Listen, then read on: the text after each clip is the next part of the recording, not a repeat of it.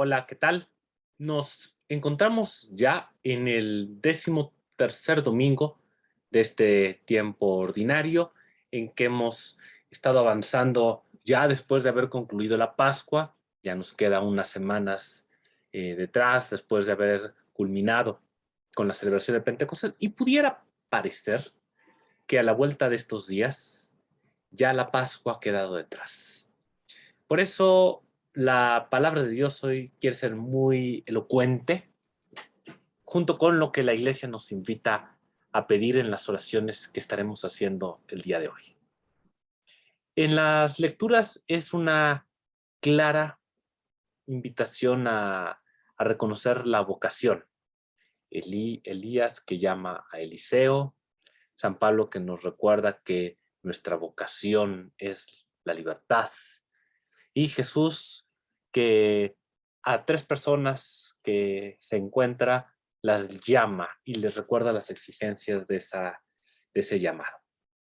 Sin embargo, podríamos pensar que cuando se nos presentan textos vocacionales, estamos hablando solamente de quien es llamado al ministerio eclesiástico, es decir, obispos, presbíteros, diáconos o algún otro ministerio no ordenado, o a la vida consagrada como religioso, pero la palabra de Dios, junto entonces también con lo que la iglesia nos invita a orar, nos quiere recordar, estamos hablando de una vocación en un sentido muchísimo más amplio que solo lo específico, vocaciones específicas, llamémoslo así, al ministerio ordenado o a la vida consagrada. Por eso San Pablo nos recuerda que hemos sido llamados todos, o como hacemos oración precisamente en la oración colecta, donde hablamos de que Dios que nos ha querido hacer hijos de la luz, que aquí nos quiere remitir directamente a nuestro bautismo, por lo tanto, a nuestra primera Pascua, por lo tanto, quiere traernos a la mente todo el tiempo pascual que estuvimos celebrando. Somos hijos de la luz y Dios ha querido que lo fuéramos y para eso nos ha dado su espíritu que nos hace llamarlo Padre. Esta vocación es de todos los bautizados. La palabra de Dios, pues, nos llama a recordar esto. Hemos sido llamados. Dios nos ha llamado. Nuestro bautismo, que es nuestra participación en la muerte y resurrección del Señor, porque en el bautismo fuimos sumergidos en su muerte, para en el mismo bautismo resucitar a la vida de hijos de Dios, de hijos de la luz. Nuestro bautismo constituye una llamada que Dios nos ha hecho. Esta llamada tiene las exigencias que hemos escuchado en el pasaje del Evangelio principalmente, o como nos recuerda San Pablo, muy sintéticamente, es decir, de quien ya asume esas exigencias, no mira atrás como quien quiere volver a una situación anterior a conocer al Señor, como si nunca lo hubiera conocido, donde pretende vivir simplemente como si fuera un ser humano que además tiene un colguije que se pone, ¿verdad? Un pin o alguna otra cosa, una medallita, que dice que entre tantas otras cosas es hijo de Dios, o simplemente, si queda mejor eso, simplemente cristiano, como si fuera la adscripción a una especie de grupo religioso. Es una vocación. Dios nos ha llamado. Y sentirnos llamados significa no dejarnos envolver por las tinieblas del error. Antes bien, que resplandezca en nuestras obras la verdad. O diría San Pablo precisamente que entonces nosotros nos presentaba no volvamos nuevamente a dejarnos arrastrar por el desorden egoísta del ser humano. Al contrario, nuestra libertad, que no es simplemente hacer lo que se me da la gana hacer, porque esto sería tomarla como pretexto para satisfacer mi propio egoísmo. Antes bien, nos dice San Pablo, háganse servidores los unos de los otros por amor, porque toda la ley se resume en un solo precepto. Amarás a tu prójimo como a ti mismo. O lo escuchábamos en el tiempo de la Pascua, que había una sola característica que nos distinguiría como discípulos suyos, que nos amamos los unos a los otros, así como Él lo hizo, dando su vida por nosotros. Y es libertad, implica libre albedrío, porque elijo hacerlo. No estoy condicionado a hacerlo. Y esto es obvio. Nos damos cuenta que cuando alguien nos causa daño o alguien simplemente no nos cae bien, quisiéramos incluso actuar de otras maneras. Pero por esto es libertad. Implica un libre albedrío. Decidimos actuar de esa manera porque hemos sido llamados a ello. Y le respondemos al Señor. Es decir, vivimos como hijos de la luz, que no nos dejamos envolver en las tinieblas del error. Antes bien resplandece en nuestras propias vidas la verdad, y Cristo es la verdad, lo transparentamos a Él. Esta es nuestra vocación y es como la llevamos a cabo. Hoy la palabra de Dios nos recuerda exactamente esto. Nuestro bautismo ha sido una invitación. La Pascua, nuestra primera Pascua, que fue ese bautismo, y que hemos estado celebrando durante 50 días que culminaron hace unas pocas semanas, es una vocación que implica total libertad. Solamente una persona libre, totalmente libre, puede responder al Señor. Quien en cambio sigue siendo esclavo de sus propios egoísmos, avaricias, resentimientos, agresiones, etcétera, no es libre. Y tendrá una y mil ataduras para no ser capaz de tener esa magnanimidad, esa afabilidad. Solo una persona libre, solo libre, es capaz de actuar y vivir como cristiano. Porque, como dijo el Señor, el que toma el arado y mira hacia atrás no sirve para el reino de los cielos. Aquel que es hijo de Dios, pero quiere volver a vivir simplemente como si fuera cualquier ser humano, como cualquier otro que no conoce a Dios, con las mismas actividades, las mismas actitudes, los mismos modos, como cualquier otro que no conoce a Dios. Como nuestra sociedad, recordémoslo, no conoce a Dios. Ha oído hablar de Dios, pero no lo conoce. Quien, habiendo conocido a Dios, quiere mirar hacia atrás